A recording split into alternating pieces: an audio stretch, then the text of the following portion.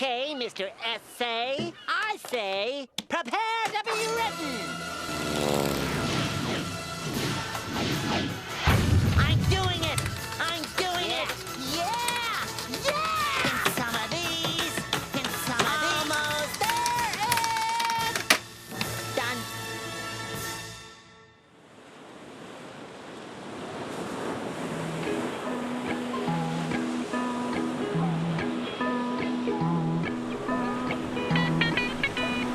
SpongeBob SquarePants has been on the air since 1999, and it's still going. Whether that's a good thing or not is not what this video is about, and at that, it's beyond my expertise. Like most SpongeBob fans my age, we've taken a liking to the first 3 seasons, and a little bit of the 4th, depending on who you ask. Yes, it is very sad and gatekeepy, and frankly, I'm a little embarrassed for the fans of the children's TV show, but it is good, and I'm going to talk about it like it's not for children, because it's good. Now, I'm not here to talk about what makes SpongeBob good. I'm not going to talk about the humor, or the clever writing, or the really neat, potentially accidental themes in some of the early episodes. But I is 100% a man. I'm here to talk about the world of SpongeBob, and how that world treats and understands the different kinds of continuity, because there are different kinds of continuity. And the reason I want to hone in on this particular quirk of the show is because I think it's more than a quirk, and at that, like other cartoons that do a similar thing, its world building actually positions the show's message front and center. Pelt. What? I can't do that voice. I am so sorry. I'm not going to try that one again. So this is going to be the lowest hanging fruit, and I'm going to ask that you guys kind of bear with me here. I just want to make sure that everybody is on board with the concept. I'm ready. I'm ready. So if you've ever seen more than a handful of SpongeBob episodes, you're probably familiar with Patrick, SpongeBob's best friend, and Patrick's house, which is the underside of a rock 2 houses down from SpongeBob. Who are you people? We don't often see inside Patrick's house, but when we do, its interior is never really the same. Depending on the situation of the episode, the inside of Patrick's house changes in content and sometimes even in dimension. Now, I said that this was the lowest hanging fruit because even Nickelodeon acknowledged this fact, like in one of their old commercials for SpongeBob back in the day.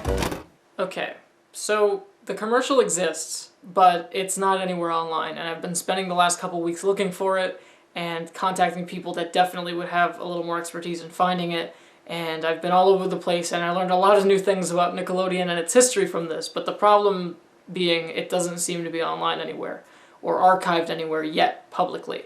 So if anyone out there knows about this commercial or has it, send it my way. I would love to re-upload it to this channel, unlisted or not, and link to it in this video so that people could access it. So The break's over.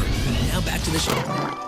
I'm using Patrick's house as a jumping off point to discuss the continuity of cartoons like this one. The world of SpongeBob is never truly set in stone. We don't have much of a general idea of what the city of Bikini Bottom actually physically is other than the locations of certain scenes. We don't, for example, know how close Mr. Krabs' house is to his mom's house. We only know that these are 2 locations that exist somewhere in the world. Generally, the world of the show acts much like the interior of Patrick's house, constantly shifting in order to meet the narrative means of whatever particular episode. Many of these locations do have a definitive interior layout unlike Patrick's house, but in terms of function, their prominence tends to vary from episode to episode. Remember that freezer in the Krusty Krab kitchen where SpongeBob and Mr. Krabs tried to hide the body of that health inspector? Didn't that freezer only show up in like 1 other episode? They hid a body. Like, they thought they killed somebody. They hid a body. Now, why does this matter, you might be asking? I mean, there are plenty of cartoons, like usually like the more slapsticky and story of the week kinds, that just don't focus as much on space. I mean, that malleability of location kind of gives the writers and the animators the opportunity to focus more on... Okay, hang on, don't get ahead of me. That's like a whole part of the thing. We got a little bit more to talk about first. Part 2! Part 2, part 2, part 2, part... Please don't do that. What's for part 2? So earlier I mentioned that there are multiple kinds of continuity, and thus far we've focused on continuity of setting, changing the layout and distance between locations or leaving those distances intentionally ambiguous. Well, let's look at the other kinds of continuity, and maybe we can see where exactly the show's priorities might lie. I like to think of each episode of SpongeBob as its own story in its own universe, apart from the other episodes' stories. This is because SpongeBob has no continuity of time, because it's a slapstick cartoon. Ouch. Bikini Bottom is destroyed in several episodes of the series, and besides that, some seemingly irreversible things happen to characters, and then the episodes just end. Oh, does somebody have a can opener? And then next week's episode, or even the next episode in that same half-hour block, resets the show's status quo. So unless we can all agree that using their fun cartoon logic, the characters are able to rebuild the city or reverse the irreversible, these episodes are meant to be standalone each time. So like with the show's setting, SpongeBob doesn't seem to prioritize the time frame of certain events. Like, when does the first movie take place? At the very end? Don't think about that.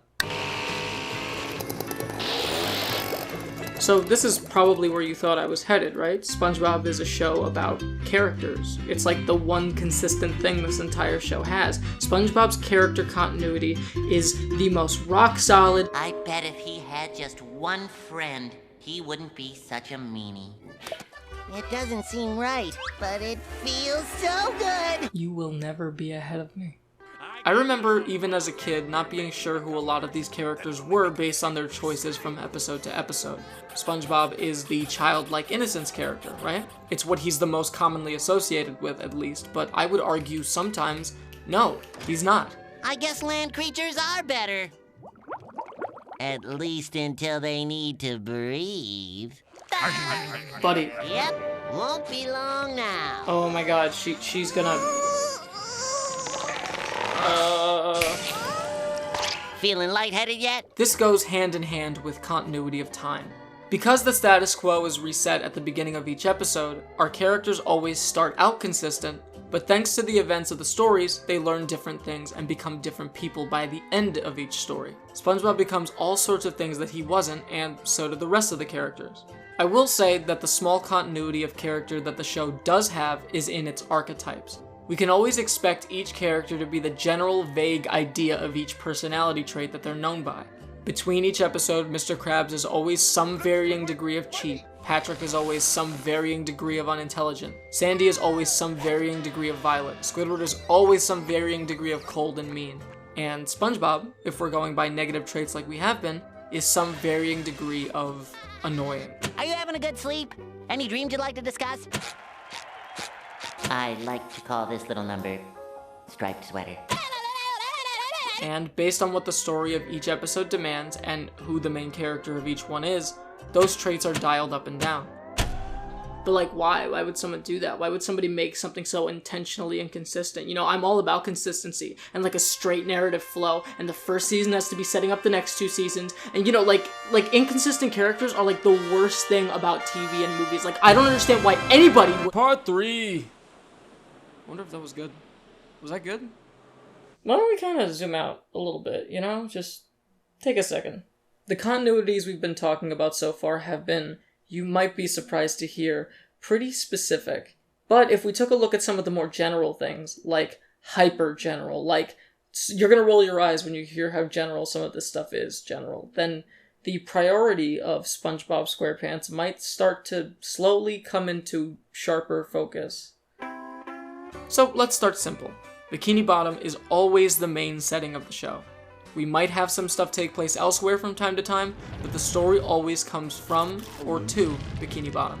Like I mentioned before, while there's hardly a continuity of character in terms of arc, there's one in terms of archetype. These characters will always be the same general vague thing they're associated with. And going back to locations, while the distance between most places in the show is ambiguous, some aren't. For example, we know that the Chum Bucket is across the street from the Krusty Krab, and we know that the 3 main characters' homes are directly alongside one another. Why that distinction? What makes these locations of all places and their relationships so important? You see where I'm going with... Okay, here's the title card. It's the best friends forever! Best friends forever! Sing! Patrick! Patrick! Oh, Patrick! Are you ready to go jellyfishing? Oh boy, am I! In the SpongeBob episode, The Secret Box, SpongeBob becomes obsessed with Patrick's suddenly miraculous possession of a small box that he calls his secret box. We've never seen the box before. We've never heard about it, or were given even a vague allusion to something in Patrick's character that would suggest it was something he had this whole time. From what we've seen, Patrick isn't even that secretive a person. But here we are. When SpongeBob insists that Patrick let him see what's inside the box, Patrick puts his foot down and their friendship is tested. Listen up, SpongeBob Secret Stealer Pants. If you ever come near my secret box again, we won't be friends anymore. Later on, in attempting to steal the box without Patrick knowing, SpongeBob is caught, and this happens. I haven't looked inside. That's it, SpongeBob. You have crossed the line. As of right now, this friendship is over. Really? Nah, you can look inside if you really want to. Okay. Patrick delivers the main idea, that no secret is worth ruining a friendship. They're not all complicated themes. The show is for kids. Okay, one more. In the episode New Student Starfish, Patrick goes to boating school with SpongeBob, gets SpongeBob in trouble, and the two of them begin to resent one another. Once again, their friendship is tested. Well, who cares about a stupid star? Gee, Patrick, it seems like you would care a lot about stupid stars, considering you are one. By the end of the episode, they agree to put aside their resentment to save their class science project. They reconcile, I'm sorry I called you a stupid star! and in doing so, they uncover the main idea, that no small argument is worth ruining a friendship. It's a little redundant, but I'm going somewhere with this. The entirety of the SpongeBob show is centered on the relationships between its characters. Not about the characters themselves, but instead how they all feel about, act around, and react to those around them. Character relationships are the one piece of continuity in SpongeBob that is carried between every episode. SpongeBob and Patrick will always be friends, Mr. Krabs will always be SpongeBob's boss, Squidward will always be their irritable neighbor, and so on. You think I'm reaching, right? Okay, let's try this. You remember that episode in the early seasons when Mr. Krabs was hitting on Mrs. Puff? And they go on a date? Those two characters had never really interacted before that episode, and they kind of don't interact again after that episode. So, all intents and purposes, that could have been a one-off time when that relationship existed.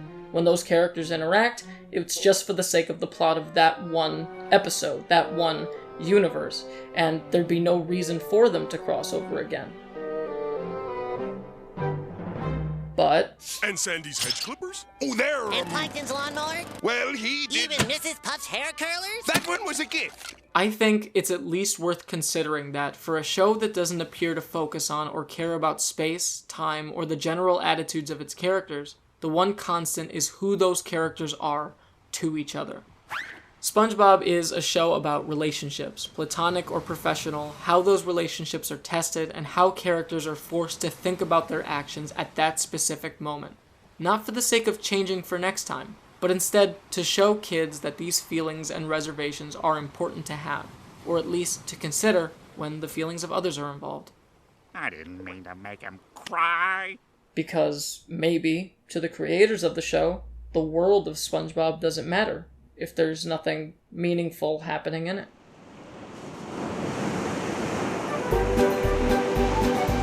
When I was a kid, I played the PS2 greatest hit video game, SpongeBob Battle For Bikini Bottom. It is still my favorite SpongeBob-related thing to this day. Say, Bubble Buddy, why am I having to pay all these golden spatulas to these toll booths? Because, SpongeBob. Well, can't argue with that. But I want to kind of use this game to circle back to the beginning of all this, because for the first time ever, Nick Games realized that they had to disambiguate the world of SpongeBob in order to make Bikini Bottom a tangible place that a player could explore as the show's characters.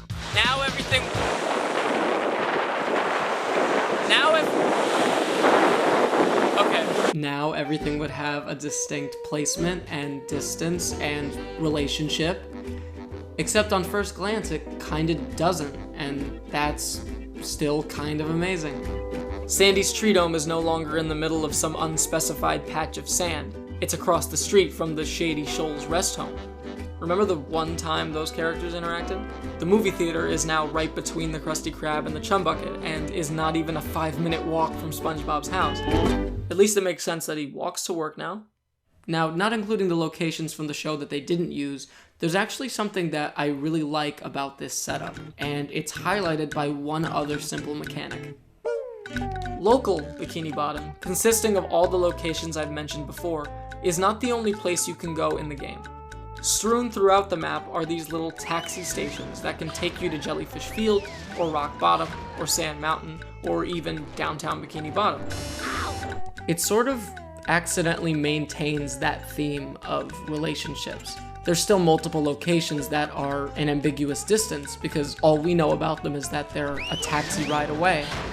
And everything else that is immediately essential to SpongeBob's world, you know, his friends, his job, his neighbors, his enemies, all of that stuff is pretty close to home.